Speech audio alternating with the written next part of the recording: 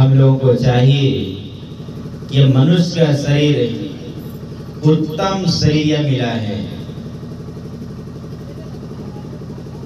अगर जैसे जो मन में आया सो कर्म किए जा रहे हैं तो उसी प्रकार 100% दुख जो आपके जीवन में आता चला जाएगा। आप कहेंगे कि बाबा क्या करें, पूजा भी करते हैं, ध्यानों करते हैं, फिर भी चैन नहीं मिलता है। बहुत सत्संगी भी कहते हैं, आते कहते बाबा क्या कहें, अशांति है जीवन में, शांति नहीं मिल रही बाबा, क्या करें, पूजा भी करते हैं, ध्यानों करते हैं, क्या करें। आपने 100 तरह का बीमारी लिया है अपने माथा पर और दवाई खा रहे एक बीमारी का, तो एक के बीमारी ठीक होगा ना कि सब बीमारी ठीक होगी? सब बीमारी ठीक नहीं होगी। ठीक होगी तो एक ही बीमारी, और 100 बीमारी को ठीक करने के लिए दुख को झेलना पड़ेगा और उसके मुताबिक दवाई खानी पड़ेगी। 100 प्रकार के दुख हमारे ऊपर सवार है। उससे निकलने के लिए सदगुरु महाराज जी कहते हैं, सदगुरु वैद्य वचन विश्वासा। सदगुरु महाराज रूपी वैद्य से, डॉक्टर के पास जाकर अगर दवाई लेंगे तो आपको दवाई देंगे। कैसी दवा है उनका? सदगुरु वैद्य वचन विश्वासा।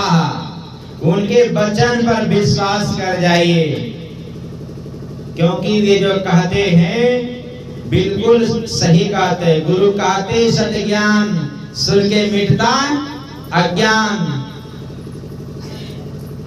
सुख होता महान भजो साध्य गुरु। देख लीजिए, गुरु ज्ञान सूर्य रूप, उनकी ज्योति अनो, उर के नाश है तमकु भजो साध्य गुरु है। देख लीजिए, उनकी बात पर विश्वास कीजिए। सदगुरु ऐसे वैद्य हैं कि जन्म जन्मांतर का जो बीमारी लगी हुई है, सब बीमारी को वो दवा देते हैं। सदगुरु दिन्नी अजब जड़िया, ऐसी जड़ी देंगे कि सब बीमारी उसके सुगंध से ही भाग जाएगी।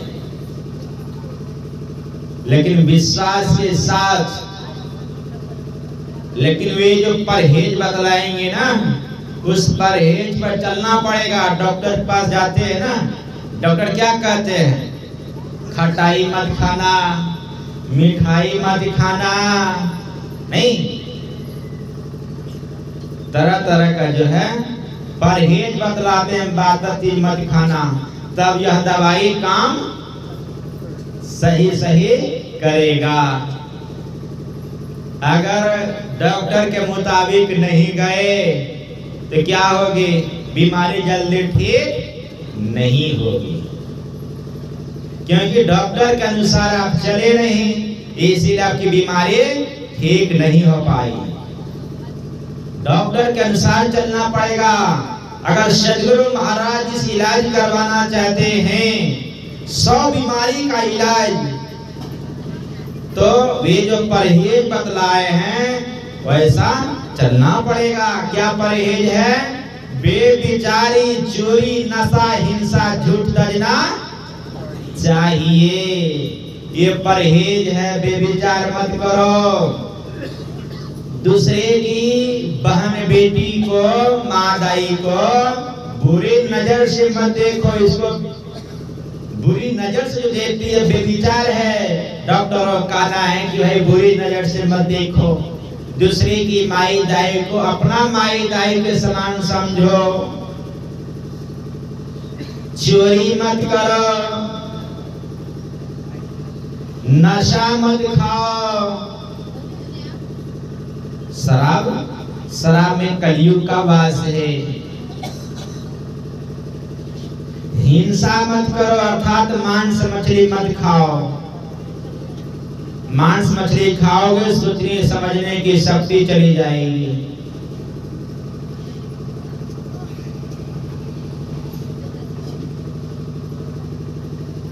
ये 5 जो है बेविचार, चोरी, नशा, हिंसा और झूठ, ये परहेज है कि अगर परहेज करके तब जो दवाई लोगे, सत्संग नित और ध्यान नित रहिए करत संलग्न हो। अगर रोज सत्संग करेंगे, समय समय पर जो डॉक्टर बतलाए हैं 3 टाइम ध्यान करने के लिए, मतलब टैबलेट दिए हैं, सुबह जब सो कर जागते हैं उस समय सेवन करना है जड़ी की। दूसरा समय दिए हैं जब आप स्नान करते हैं उस समय जड़ी का सेवन करना है। आप जब भी स्नान कर रहे हैं, समय कोई निश्चित नहीं दिए हैं, जब भी आप स्नान करते हैं तो इस जड़ी का सेवन करना है। इसके बाद कहते हैं रात्रि के समय में जब आप सोने जाते हैं उस समय इसका सेवन करना है। दिन में 3 खुराक लेना है। दिन में 3 खुराक लेंगे तो आपकी जीवन का जितनी सारी विपत्ति है, दुख है, बेटा बात नहीं मानता, पति बात नहीं मानते हैं, ये बीमारी जो लगी हुई है, बीमारी ठीक हो जाएंगे। लेकिन सेवन करना पड़ेगा, छोड़ छोड़ करेंगे तो दवाई काम नहीं करेगा सज्जनों। क्योंकि ये संसार में जो है इतनी अज्ञानता रूपी अंधकार छाई हुई है कि उस अंधकार में दिखाई ही नहीं पड़ता है कि कौन खाने की वस्तु है, कौन सा नहीं खाने की वस्तु है, माता कैसे आदर देना चाहिए, पिताजी कैसे आदर देना चाहिए, इसका ज्ञान ही नहीं होता है। हमारे आराध्य देव संत सदगुरु महाराज जी महर्षि में ही पदावली में पद में लिखे हैं, आए एक भजन के माध्यम से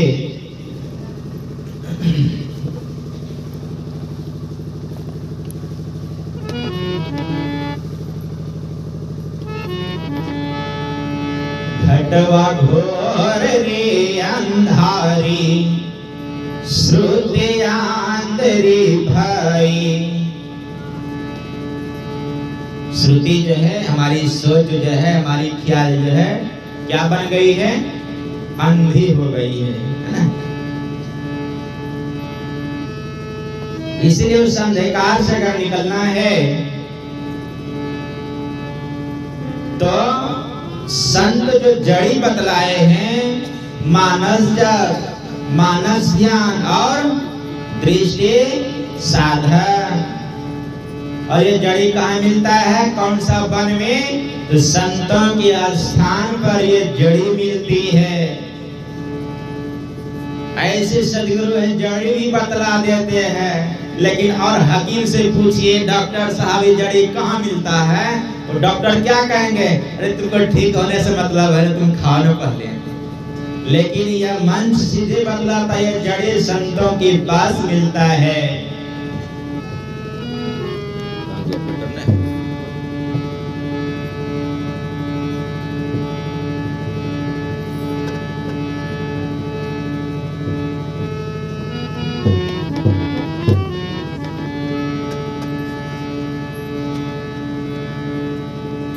हेलो ऑपरेटर साहब,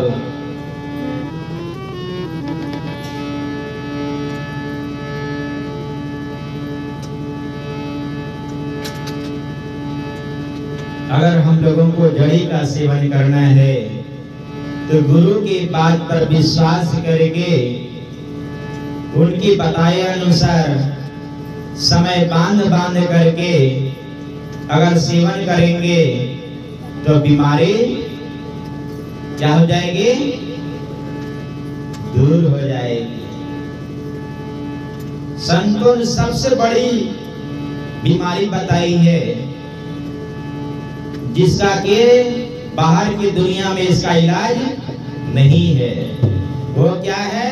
आवागमन सम दुख दूजा है नहीं जग में कोई। इसके निवारण के लिए प्रभु भक्ति करनी चाहिए। अगर इस बीमारियों से छूटना है, प्रभु की भक्ति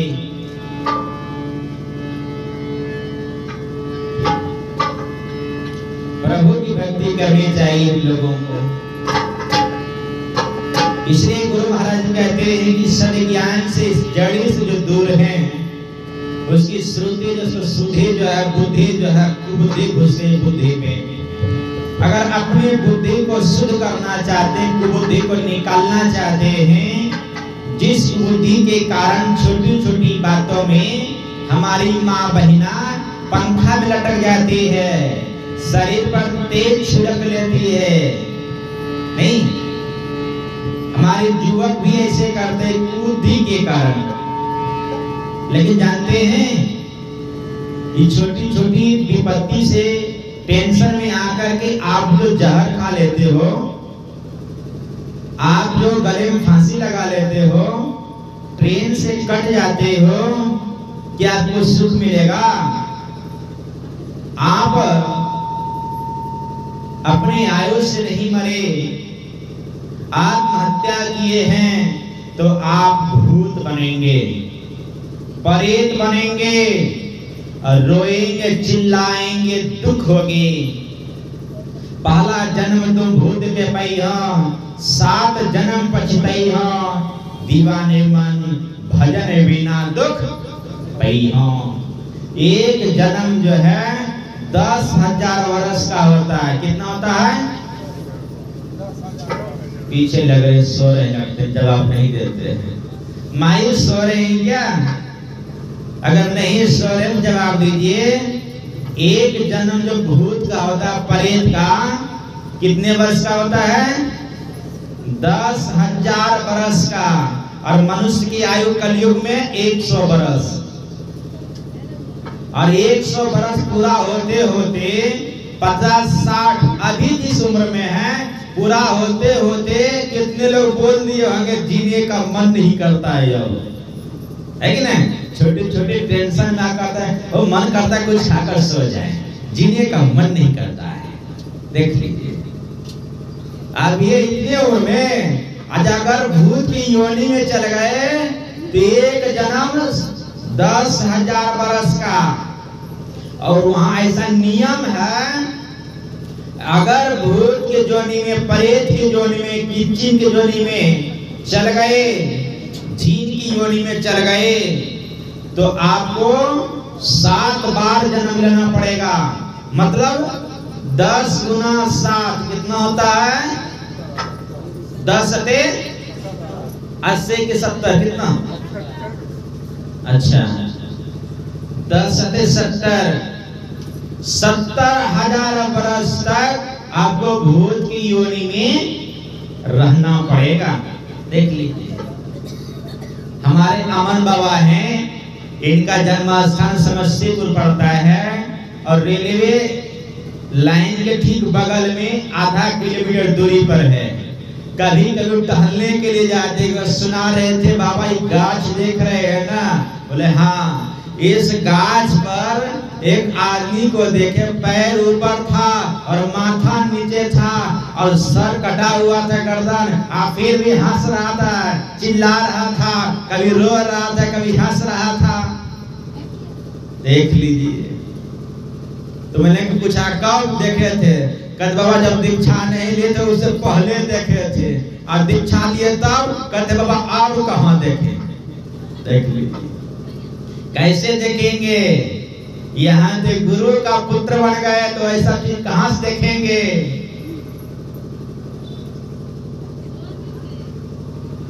कितनी दुख होती है। प्रेत की जो मुख होती है ना, सुई देखे, सुई सुई का ऊपर वाला जो भाग देखे हैं ना, जिससे कपड़ा सिलाई करते हैं आप लोग, ऊपर वाली जो भाग देख रहे हैं बहुत मोटा होता है ना, पतला होता है। और इसमें मतलब आप लोग देखे सुई के जो ऊपर वाले भाग जो होते हैं ना, बहुत पतली होती है, नुकीली होती है। उस सुई की नोक पर आप कितना देर अनाज को टिका सकते हैं? चावल टिकेगा उस पर, दाल पानी उस पर टिकेगा? एक गिलास पानी, एक लोटा पानी नहीं ना। लेकिन उसका मुख जो है सुई के समान होते हैं और पेट जो है बहुत बड़ा होता है। कितना बड़ा? तो ये 8 से 9 किलो का चावल अकेले खा लेगी। भात 8 किलो चावल भात बनाते हैं ना, वो अकेले खा लेगी। कितनी भूख सताती है, भूख तो बहुत जोर से लगती है, लेकिन खा नहीं पाएगी क्योंकि उसका मुंह उतना बड़ा है ही नहीं। इसीलिए अगर भूख मिटाना है तो दूसरे के ऊपर सवार हो करके और खा करके वे उस स्थूल को सूक्ष्म बना करके निकल जाएगा। हमारे गुरु महाराज जी का एक शिष्य हो गए आनंद स्वामी, पहले मास्टर थे टीका पट्टे के। पूज्यपाद स्वामी श्री केदारनाथ महाराज जी के गांव का चाचा लगते हुए वो टीचर थे। पहले गांधी जी के साथ में रहते थे। जब गांधी जी की मौत हो गई तो गुरु महाराज जी के पास आकर रहने लगे। तो वही सुना रहे थे कि वे सर्विस करते थे, अपनी पत्नी गांव में रहते थे आनंद बाबू का। एक दिन जब परेत आ गया उसके ऊपर, अब परेत आ गया, उस परिवार में 10 आदमी हैं, 10 आदमी का भोजन बनाई। जब परेत आ गया तो सबको खिलाने से पहले खाना बनाकर अपने सब खा ली, 10 आदमी खाना। उसकी सासू माँ देखती है, कहते हैं इसको पेट में क्या घुस गया है, सब खाली इतना आदमी खाना। नहीं, बूढ़ी माई ने कुछ ऐसे भी थोड़ा भाषा बोल देती है, क्या इसको पेट में घुस गया है, इतना आदमी खाना बना खा ली। और फिर आधा घंटा के बाद जब मिल सब बनाए और फिर इसको कहते हम खाना खाएंगे, गुस्सा नहीं होगा? अभी आधा घंटा पहले खेबे किए और फिर आधा घंटा के बाद कहते फिर खाना खाएंगे। तो कहते तू अभी 10 आदमी खाना खाई है और फिर तुम कहते खाना खाएंगे, पेट में क्या घुसा है? जैसे ये शब्द बोले ना रोने लगी। अच्छी घर की थी तो रोने लगी कि हमको कलंक चढ़ाती है, हम एक आदमी कितना खाएंगे, 2 रोटी तो सही से खा नहीं पाते हैं। आई कहते हैं 10 आदमी खाना खा ली।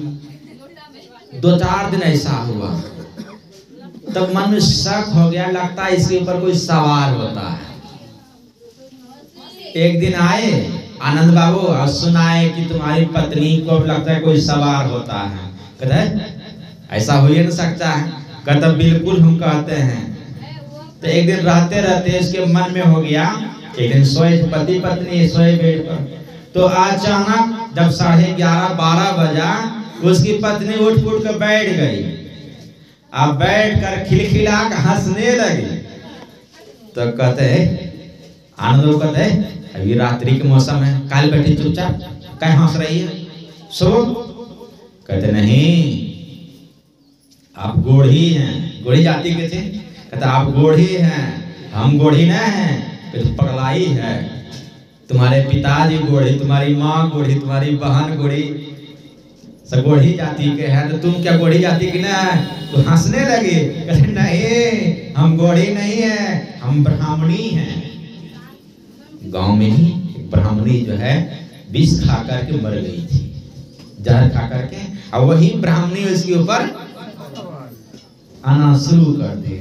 वो रात में कहती है कि हम जलेबी खाएंगे, जलेबी खिलाइए। कहते पगलाई है, ये रात में मध्य रात में जलेबी कहाँ से लाएंगे तुम्हारे लिए? कितना ही जलेबी खिलाइए, कहते ठीक है सो कल हम जलेबी लाएंगे। फिर इतना भी हुआ, फिर भी विश्वास नहीं हुआ। इनके मन में हमको डराने के लिए ऐसा बोल रही है। हम जल्दी घर नहीं आते, ड्यूटी है, पढ़ाते हैं, वहीं रह जाते हैं, घर नहीं आते, इसीलिए हमको डराने धमकाने के लिए ऐसा की है नाटक। दिन में हुआ, जब उसके ऊपर जब सवार नहीं होती तो अपना घर में सबको काम करते, वैसे भी काम कर रहे थे, इधर ही काम कर रही है। और आनंद बाबू गए बाजार और जलेबी लाया, किसी की जानकारी नहीं थी, अल्लाह करके घर में रख दी। टीन समझते हैं ना, हमारे दीनानाथ बाबू के यहाँ बहुत गुड़ आता है, टीन गुड़। तो वो टीन था, खाली टीन एगो, उसी टीन में जलेबी आधा किलो लाकर रख दिए। और कहाँ रखे? घर में जाकर रखे, खाली टीन बीच में दिए और चारों तरफ से गुड़ से भरा हुआ टीन, उसके ऊपर भी टीन रखे। अब केवल आनंद बाबू जान रहा और कोई नहीं जान रहे हैं। जब समय हुआ, फिर रात में आ गई समय पर, फिर उठ के बैठ गई, हंसने लगी, पगलाई है, रोज रोज नाटक की है, सो चुपचाप। कहते नहीं, आप हमको बोले थे जलेबी खिलाएंगे, जलेबी दीजिए हमको। कहते पागल नहीं, तर हम नहीं जा पाए मार्केट, जलेबी नहीं लाए हैं, सो दूसरा दिन देखते। हंसने लगी, कहते नहीं आप जलेबी लाए हैं। कहते जलेबी लाए थे, कहाँ रखे हैं? जहाँ रखे हैं टीन में रखे हैं, टीन में रखे हैं। फिर मन में हुआ कि टीन में आप निकाल लो। और गए, शरीर में ताकत नहीं कि 10 किलो उठा लें कोई सामान। और आपको सब किसाने सब बैठे हुए हैं, एक टीन में गुड़ कितना अटता है? 5 किलो, 25 किलो अटता है, 25, 26, 20 जो भी मानिए, लेकिन 20 से प्लस रहता है। मैं भी अपने पिता की जब घर में रहते थे, खेती होती थी, तो हमें याद है। आप देखिए, जिसको देह में जान नहीं है, जो 10 किलो उठाने के लिए 5 बार सोचती तब सामान उठाती 10 किलो का वजन। और वो गए, जिस तरह खाली टीन हटाते हैं वैसे जाकर फटाफट दोनों हाथ से भरती टीन गुड़ का, बगल कर दी तुरंत। अब बीच में जो टीन, तो उसको निकाल, जलेबी निकाल ली। देखिए यही है ना जलेबी, आप कहते नहीं लाए हैं। आनंद बाबू जलेबी को छीन ले और खा करके उसी में जलेबी रख दिए, जूठा हो गया। आप कहते हैं कि खाओ इसको, हम थोड़ा सा कहे तो भी खा लो। कहते नहीं, हम जूठा हो गया, जूठा हम नहीं खाएंगे, हम कभी भी जूठा नहीं खाएं। कहते क्या बोलती है, जूठा कभी नहीं खाएं, कितने बार साथ में बैठ कर खाई है। तो कहते नहीं, हम जूठा कभी भी नहीं खाए, आप हमको नहीं पहचाने, हम ब्राह्मणी हैं, हमको दुख दिया, तकलीफ दिया, बहुत गुस्सा हो गया, इसीलिए हम जहर खाकर मर गए। हमको ये चीज नहीं मिलता कहीं खाने के लिए, इसीलिए हम बार बार यहाँ आते हैं। देख लीजिए कितनी दुख मिलती है। किसी को जब भूत पहले पकड़ता देखिए, पूछिएगा ना, रोना शुरू करेगा, और मुंह से तो बोलेगा ही नहीं, नाके से बोलेगा। वो नाके से वो खाती है, नाके से रिश्ता सब जो नाके से करने को उसका है, मुंह से नहीं करने का है। देख लीजिए, इसलिए सावधान हो जाइएगा। जहर खाने वाली बात में गुस्साते हैं ना, कहते हैं जहरे खा लेंगे ट्रेन से कट जाएंगे। एक बार अगर भूत की जोनी में चल जाइएगा तो 10,000 वर्ष तक उस जोनी में रहना पड़े, छूट नहीं सकते। और फिर शरीर छूटेगा तो फिर जन्म लेना पड़ेगा, फिर 10,000 वर्ष तक रहना पड़ेगा, फिर मरेंगे, फिर जन्म लेना पड़ेगा, फिर 10,000 वर्ष तक। इस तरह करके 7 बार भूत योनि, प्रेत योनि, जीन योनि में जो है आपको जाना पड़ेगा, और बहुत भारी दुख होगी। देख लीजिए, इस दीवाने मन भजन बिना दुख पैनो, भजन बिना दुख पाएंगे। इसलिए उस दुखों से अगर निकलना है तो संतों के शरण में आ जाइए, क्योंकि संत कहे हैं अज्ञानता की हम नींद में सोए हुए हैं, अज्ञानता रूपी अंधकार में हम पड़े हुए हैं, इसलिए अपनी सुधि को भूल गए, ख्याल को भूल गए हैं। सदगुरु महाराज जी कहते हैं पद के माध्यम में,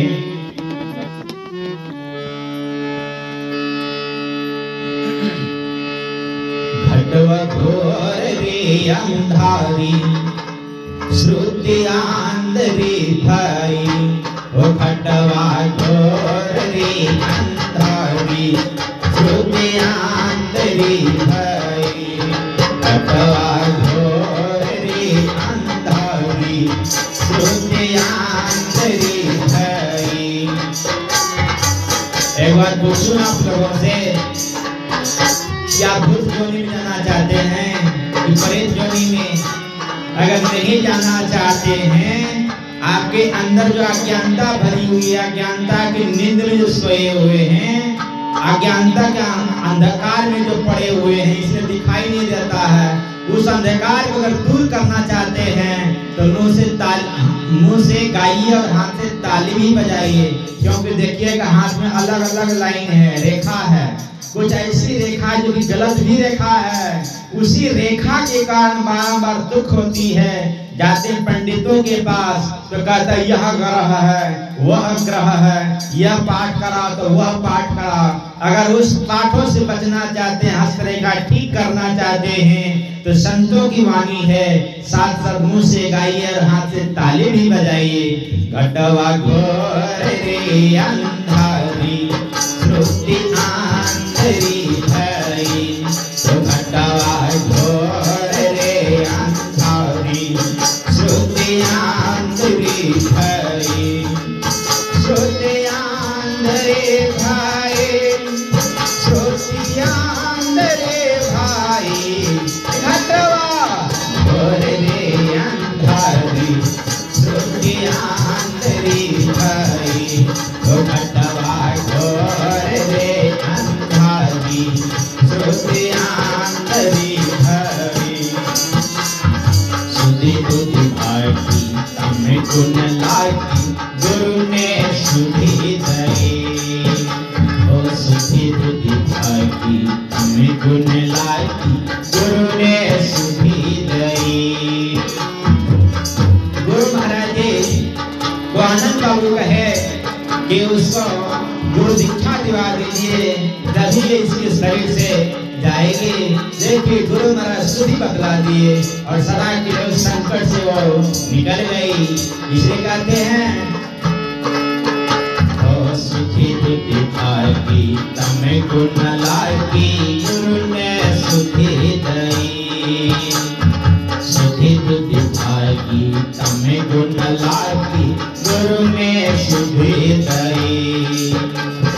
तक आता कन दिए बताए, तक आता कन दिए बताए, दिल खुलते फिर फटे, घटवा घोर रे अंधारी श्रुति आंधरी भाई, घटवा घोर रे अंधारी श्रुति आंधरी भाई, श्रुति आंधरी भाई, श्रुति आंधरी भाई, घटवा घोर रे अंधारी श्रुति आंधरी भाई, घटवा घोर रे अंधारी श्रुति आंधरी भाई।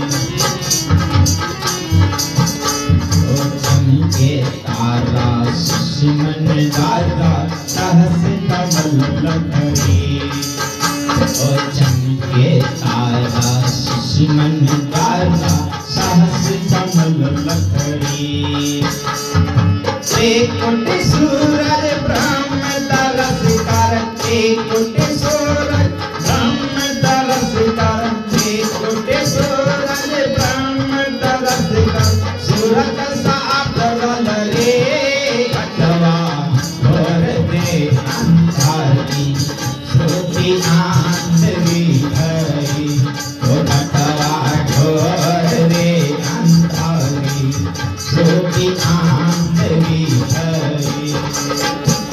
श्रुति आंधरे भाई, श्रुति आंधरे भाई, श्रुति आंधरे भाई, श्रुति आंधरे भाई, ओ खटवा घोर रे अंधारी, श्रुति आंधरे भाई, ओ खटवा घोर रे अंधारी, श्रुति आंधरी भाई।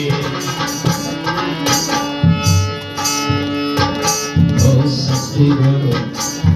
सतगुरु साहब प्रभु को नायक वेद प्रचार करी, ओ सतगुरु साहब प्रभु को नायक वेद प्रचार करी, ओ सतगुरु साहब प्रभु को नायक वेद प्रचार करी। प्रभु के निर्मल भेद प्रचारे, प्रभु के निर्मल भेद प्रचारे, में ही शरण धरे खटवा घोर रे अंधारी, श्रुति आंधरी भई, खटवा घोर रे अंधारी, श्रुति आंधरी भई, श्रुति आंधरे भाई, श्रुति आंधरे भाई, श्रुति आंधरे भाई, श्रुति आंधरे भाई, खटवा घोर रे अंधारी, श्रुति आंधरी भाई, खटवा घोर रे अंधारी, श्रुति आंधरी भाई।